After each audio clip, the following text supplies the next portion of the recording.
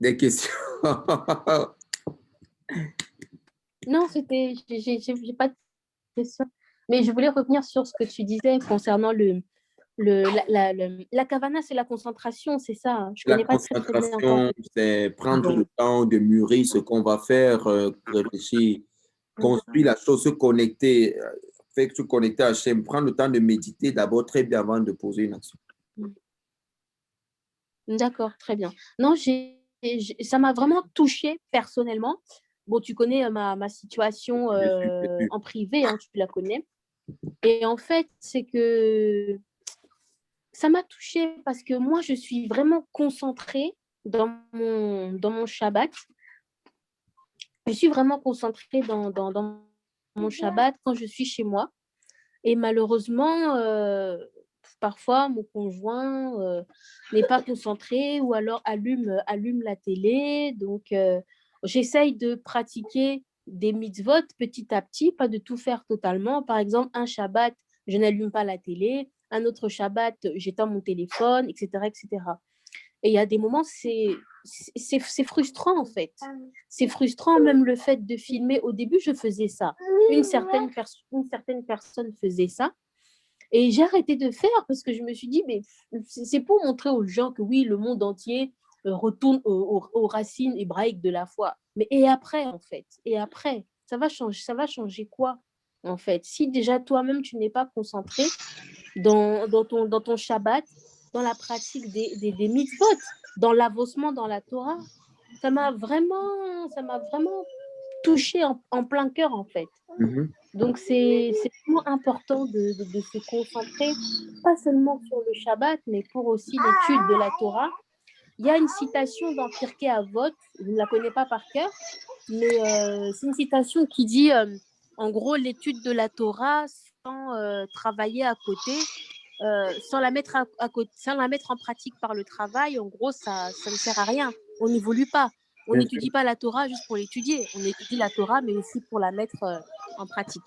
Bémet, ce que tu dis, Sipora, je me rappelle, euh, il y a quelqu'un qui, parce que moi, il y a un temps, là, vous avez remarqué, on piratait beaucoup mes comptes. On piratait beaucoup mes comptes. À un moment, j'en Ah avais oui. marre. Je faisais des publications. Alors, qu'est-ce qui se passait? Il y a des personnes qui allaient écrire à certains rabbins que je connais en Israël, ils disaient que bah, celui-là, il vient juste de commencer à pratiquer le judaïsme, ça fait seulement 2 ans, lui c'est qui et tout et tout et tout.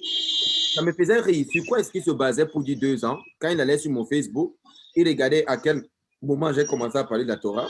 Et quand la personne voyait juste que c'est 2 ans, et puis lui, il est seulement juif, ça fait 2 ans. Mais attends, je suis dans cette affaire, ça fait plus de 9 ans. Tu vois? Donc, du coup, les gens, ils aiment, le monde, il aime ça. Le monde aime quand tu marches avec la kippa au milieu de route, tu vois un peu. Moi, je connais des gens comme ça. Ils marchent avec la kippa partout où il va. Mais pose-lui seulement une seule question sur une alara. C'est lui qui est rempli de haine, c'est lui qui est rempli de méchanceté, c'est lui qui est rempli de jalousie, c'est lui qui est rempli de jugement, c'est lui qui est. Mais au final, donc, être juif te sert à quoi? D'autres veulent seulement être juifs pour se faire respecter. Mais ils sont vides à l'intérieur, très vides. Si on commence à parler de certaines choses, ils ne peuvent plus parler. Et c'est de ça que je parle. C'est de ça que je parle. En réalité, ne serons pas comme le narrage, qu'on porte un vêtement alors que nous sommes nus. C'est de ça qu'il est question. C'est-à-dire, nous, Oui. on aime les apparences. Je suis le narrage, je suis le bronze, je brille. Mais je suis quand même arôme. Je suis nu. Donc, il y a ça. Maintenant, quant à ta question de savoir s'il y a eu quelque chose entre le narrage et je te répondrai oui. Oui. Pourquoi? Parce qu'en réalité, Caïn est le fils du narrage. D'accord. Ok. Caïn est le fils du narrage. La D'accord. semence du narrage. Parce que le migrage. Donc, il y a eu quelque chose, justement. Ok. Et cette chose-là qu'il y a eu, c'est par cette voie qu'elle perd tous ses mouriles. C'est par cette action Ok. qu'elle perd tout son vêtement. Et maintenant, comme elle est vide, elle va donc aussi avec Adam et lui également manger du fruit. Ça veut dire que lui également, tu vois, et Ouais. trouve nu. Il se rend compte qu'ils ne portent plus rien. Ils sont vides. Et parce Par contre, j'aimerais revenir. Vas-y, vas-y. J'ai encore une autre question. J'ai pas très bien saisi concernant, ils ont été revêtis de peau. Ok. Bien. Comme tu as fait l'exemple de témoin de Jéhovah, ils représentent en peau de bête et tout ça, j'ai pas très bien saisi.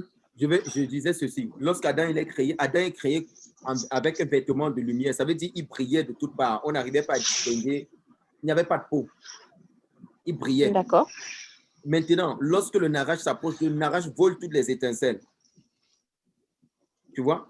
Et maintenant, notamment ce qu'on appelle les ongles, c'est l'extrémité du vêtement d'Adam. Parce qu'en réalité, ce dernier vêtement qu'il avait, le corps d'Adam était recouvert d'écailles. Donc, ok. c'est pour ça que pendant Shabbat, on se rappelle, on amène devant l'Avdallah. Donc, maintenant, Hachem va les revêtir des vêtements de peau.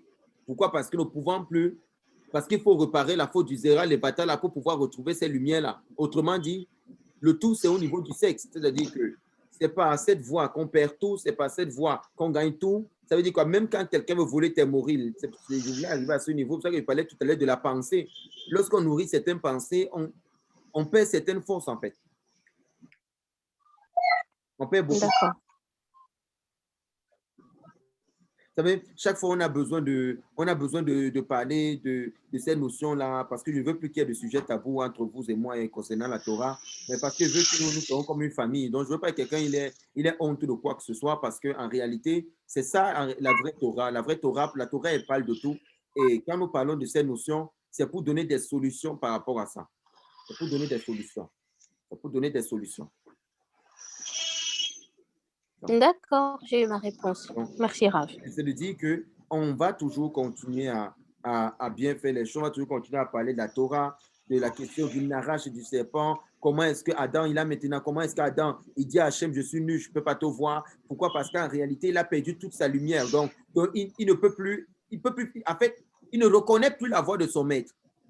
La voix de son maître fait en sorte qu'il a peur, il évite, il fuit. Il ne veut pas entendre la sainteté. Il a horreur de la sainteté. Et à cause de ça, il commence à répondre arrogamment. Vous comprenez un peu ce que je dis? Il commence à répondre arrogamment. Puisque lorsqu'on lui pose la question, lorsqu'Hachem lui dit, t'es où? T'es où, Adam? On a vu cela. Il dit, t'es où? Il répond, j'ai entendu ta voix dans le jardin, j'ai eu peur. Si quelqu'un, il vit déjà dans la dimension de la peur, il n'a plus de foi. La émouna, on n'a pas peur. Il y a des gens qui vivent dans la peur.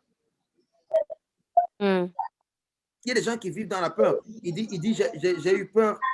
J'ai entendu ta voix, j'ai eu peur parce que je suis nu. Ça veut dire parce qu'il n'a plus de lumière, il n'a plus de kavana, il n'a plus de mobile, il est nu. Et je me suis caché parce que c'est ça, c'est la honte. Alors Hachem dit, qui t'a appris que tu es nu? Parce que c'est un enseignement. Ça veut dire, on apprend aux gens qui sont nus. On les apprend à perdre ce qu'ils ont. Qui t'a appris donc que tu es nu? Qui t'a appris à perdre ce que tu as? Qui t'a appris que tu es nu? Cet arbre dont je t'avais défendu de manger, tu as donc mangé. Elle a mangé de ça.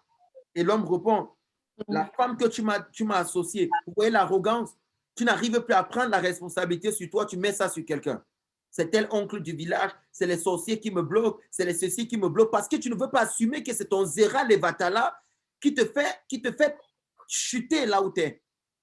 Vous comprenez maintenant? C'est ce que l'homme est. Oui. C'est-à-dire qu'on arrive à être par magie, on arrive à accuser les autres. Non, c'est elle qui m'a fait, on m'a bloqué au village. Les Africains sont champions dessus. Il y a les sorciers qui me poursuivent, il y a les ceci qui me bloquent, mais on n'arrive pas à assumer qu'en réalité, c'est à cause de nous. C'est parce qu'on a perdu par le Zéra Levatala qu'on est à ce niveau-là. On va donc accuser tout le monde. Il y a tel sorcier qui bloque mon boulot. Il y a tel sorcier qui ne veut pas que je travaille. Parce que c'est que si je travaille, je vais servir Hachem en travaillant. Alors qu'en réalité, c'est toi-même qui te bloque. C'est toi-même qui refuses de servir Hachem. C'est pour ça qu'il est dit dans le livre d'Osée, Oshéa, que le peuple périt faute de connaissance. Parce qu'en réalité, il n'y a aucun oncle. Aucun oncle. Donc, tu ne peux pas vivre dans la Kedusha. Même le sorcier ne s'approche pas de la Kedusha. Les sorciers ils ont peur de la Kedusha. Ça veut dire si tu vis dans la Kedusha, il ne peut même pas essayer. S'il essaie, il se fait brûler en réalité.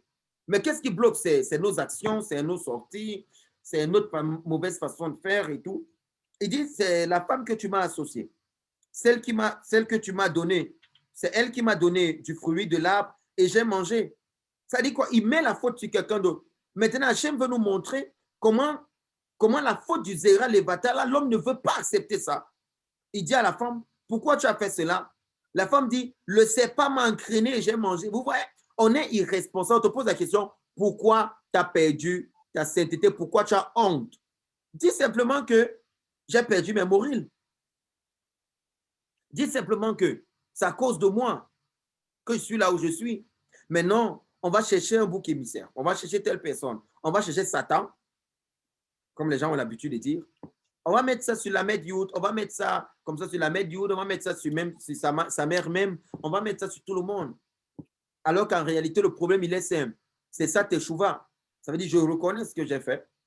Je demande pardon pour cela et je change de voie. À partir du moment où je reconnais ce que j'ai fait, le monde, il est réparé. Mais le monde n'est pas réparé parce que c'est dur. C'est dur de reconnaître. C'est dur de reconnaître que je n'arrive pas à voir le zivou, peut-être parce que j'ai trop de choix dans ma tête. Peut-être parce que tu vas voir un monsieur à 30 ans, on te dit, il a 30 ans, il n'a jamais connu de femme. Il est puceau. Qui est puceau à 30 ans? Toi, tu racontes quoi comme ça? Qui est puceau à 30 ans? Tu as dit ça à haute voix. Même le Talmud dit à 18 ans, si un homme n'est pas marié, il est maudit. Le Talmud qui dit ça. Si un homme n'est pas marié à 18 ans, il est maudit. Ça veut dire quoi? Parce qu'on sait que lorsque le garçon atteint 18 ans, c'est la puberté, forcément, il aura des pensées de ceci, il aura la perte du zéra, le zéra va produire la malédiction dans sa vie, la clalotte, les malédictions. On sait que non, il aura tel problème. C'est ça que la Torah dit, un garçon doit se marier tôt. D'où le fait que si à 18 ans, un garçon n'est pas marié, il est maudit. Tu vas expliquer comment que toi, à 30 ans, tu n'as jamais pensé à une femme. C'est-à-dire que tu es tellement... Je ne veux pas même pas entrer dans ce genre de choses parce que c'est trop fort même. Tu commences à entrer là-dedans. Mais ça ne s'explique pas. Ce que nous faisons non simplement, c'est que nous prions. S'il vous plaît, je n'accuse personne. C'est ridicule. S'il vous plaît. Que ce soit Dan, que ce soit Lat, que ce soit n'importe qui, je n'accuse personne. S'il vous plaît. On est en train de faire un enseignement. Un enseignement.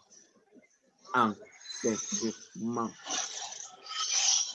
Donc, que n'importe quoi, même si quoi arrive, c'est ça la Torah, c'est aussi l'honnêteté. On doit savoir qu'en réalité, on peut perdre son boulot à cause de ça, on peut perdre ceci à cause de ça, on peut perdre cela à cause de ça, on peut perdre ceci à cause de ça. Vraiment, on doit juste essayer de construire. Savoir que lorsqu'on s'associe à certaines personnes, on peut perdre ces étincelles de sainteté. Lorsqu'on garde certaines personnes à côté de nous, on peut perdre toute la kedusha qu'on a. Ah ouais. C'est pour ça que j'ai parlé de nudité, de quelqu'un qui s'habille des lumières des autres, de quelqu'un qui se revêt des habits des autres, quelqu'un qui a déjà perdu ses vêtements, lorsqu'il s'approche de quelqu'un d'autre, il lui vole ses vêtements. C'est ça la Torah. Ça veut dire si peut-être Dan ou Lat ou Paul vivent dans la Kedusha, vous allez vous rendre compte qu'il y a toujours quelqu'un qui va venir te voler la Kedusha là. Toujours. Toujours.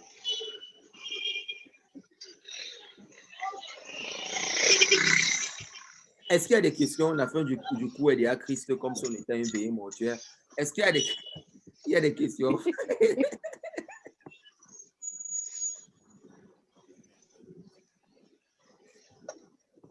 Réveillez-vous. On a fait un enseignement. Ouais.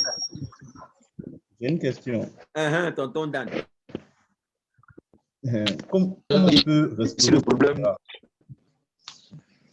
Ok. Bon, je vais vous rapidement. Tous les garçons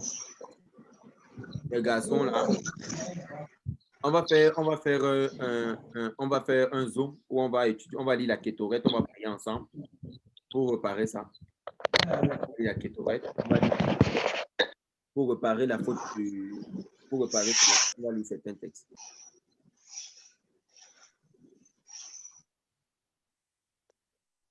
C'est bon? Rav, aujourd'hui, c'est la journée de la femme. Il faut réciter le proverbe 31. Tu dis quoi? Échet Raïl, c'est la journée de la femme aujourd'hui. Quelle femme? Il fallait parler de ça. Quelle femme? La femme, toutes les femmes, c'est la fête de la femme ici en France. Journée internationale des droits des femmes. C'est aussi la même Fallait dire, est-ce que la femme a des droits dans... Tu sais, attends. Attends d'abord, je coupe la vidéo avant de te répondre. Attends, je coupe l'enregistrement. Attends.